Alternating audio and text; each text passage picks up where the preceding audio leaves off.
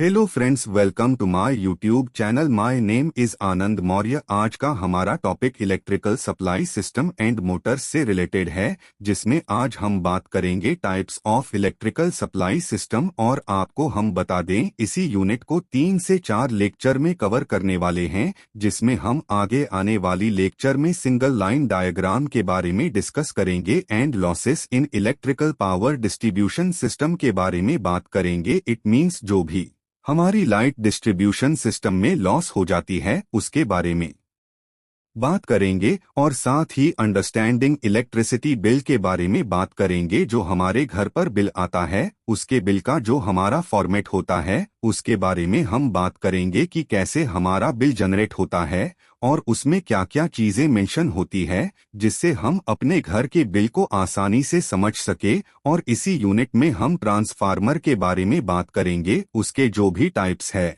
और उसके साथ साथ जो भी पावर लॉसेस होते हैं इन ट्रांसफार्मर। और हम इस पर भी डिस्कस करेंगे कि वह कौन सी टिप्स यूज करी जाए जिससे कि ट्रांसफार्मर में जो भी लॉसेस हो रहे हैं उनको मिनिमाइज किया जा सके। इसके साथ ही हमारी इसी यूनिट में इलेक्ट्रिक मोटर भी दिया गया है, जिसके उसके इंट्रोडक्शन के बारे में बताएंगे, साथ ही उसकी टाइप्स ऑफ मोटर्स के बारे में बात करेंगे और वह कौन सी टिप्स है जिससे हमारी जो इलेक्ट्रिकल लॉसेस पंप्स में हो रहे हैं उनको मिनिमाइज किया जा सके। इट मीन्स ओवरऑल हमारे इस यूनिट का मेन उद्देश्य है कि जो हमारे इलेक्ट्रिकल पावर लॉसेस हो रहे हैं उनको हर एक स्टेज पर कम किया जा सके, चाहे वह हमारा ट्रांसमिशन लाइन हो, चाहे वह डिस्ट्रीब्यूशन लाइन हो, या फिर जो हमारे घर तक लाइट आ जाती है उसके बाद जो हमारे इंस्ट्रूमेंट हो, जस्ट लाइक हमारी चाहे हमारी मोटर्स हो या फिर डिफरेंट टाइप ऑफ इंस्ट्रूमेंट जैसे फैन, ट्रांसफार्मर आदि हो। तो हम इन सब पर इस यूनिट को डिटेल में पढ़ेंगे कि हमारी इलेक्ट्रिकल लॉसेस कहाँ पर हो रहे हैं, जिससे हम बेहतर तरीके से उन लॉसेस को समझ पाए और हम डेली बेसिस पर हम उन चीजों को ऑब्जर्व करके इलेक्ट्रिकल लॉसेस को मिनिमाइज कर पाएं, जिससे हम अपने घर का बिजली का बिल भी कम कर पाए, उसके साथ एनर्जी कंजर्वेशन में भी सहयोग कर सकें।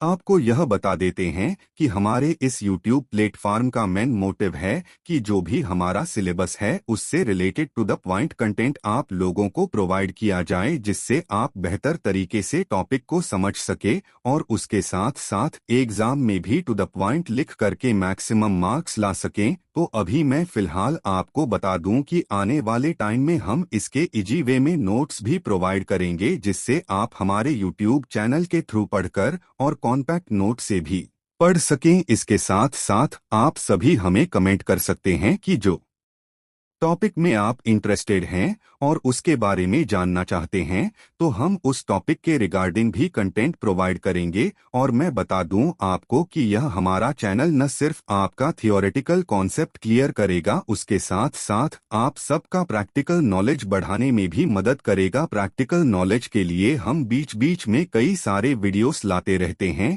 जिसमें different type of equipments, instrument और डेली बेसिस पर जो हमारी मशीनरी यूज होती हैं उन सब के बारे में भी हम डिटेल में वीडियोस लाते रहते हैं, ताकि आप सभी योरी स्टडी से बोर ना हो। तो चलिए आज का टॉपिक स्टार्ट करते हैं। Type of electrical supply system, जिसमें वितरित करने के लिए उपयोग की जाने वाली कई प्रकार की विद्युत आपूर्ति प्रणालियां हैं। सिस्टम का चुनाव वोल्टेज स्तर, बिजली की मांग, भौगोलिक स्थिति और आवेदन आवश्यकताओं जैसे कारकों पर निर्भर करता है। यहाँ विद्युत आपूर्ति प्रणालियों के कुछ सामान्य रूप से उपयोग किए जाने वाले प्रकार हैं। Point number 1, single phase AC system. एकल चरण एसी प्रत्यावर्ती धारा प्रणाली में 2 कंडक्टरों का उपयोग करके बिजली वितरित की जाती है। एक लाइव कंडक्टर, हॉट तार के रूप में भी जाना जाता है, और एक तटस्थ कंडक्टर। इस प्रणाली का उपयोग आमतौर पर आवासीय अनुप्रयोगों में प्रकाश व्यवस्था, छोटे उपकरणों और अन्य कम शक्ति वाले उपकरणों के लिए किया जाता है। देश और अनुप्रयोग के आधार पर आमतौर पर एकल चरण प्रणालियों में उपयोग किया जाने वाला वोल्टेज 120 वी या 240 वी है। पॉइंट नंबर 2, 3 चरण एसी प्रणाली। इसकी उच्च शक्ति क्षमता और दक्षता के कारण 3 चरण एसी प्रणाली का व्यापक रूप से औद्योगिक और वाणिज्यिक अनुप्रयोगों में उपयोग किया जाता है। इसमें 3 कंडक्टर होते हैं, जिनमें से प्रत्येक में वैकल्पिक धारा होती है जो अन्य के साथ 120 डिग्री चरण से बाहर होती है। यह प्रणाली अधिक संतुलित बिजली वितरण प्रदान करती है, बिजली के नुकसान को कम करती है और बड़ी मोटरों और भारी मशीनरी के संचालन को सक्षम बनाती है। 208V, 380V, 400V और 480V के सामान्य मूल्यों के साथ 3 चरण प्रणालियों के लिए मानक वोल्टेज विश्व स्तर पर भिन्न होते हैं।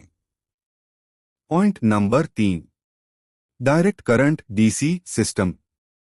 एसी प्रणालियों के विपरीत, जिसमें प्रत्यावर्ती धारा शामिल होती है, एक डीसी प्रणाली विद्युत आवेश के एक निरंतर यूनिडायरेक्शनल प्रवाह का उपयोग करती है।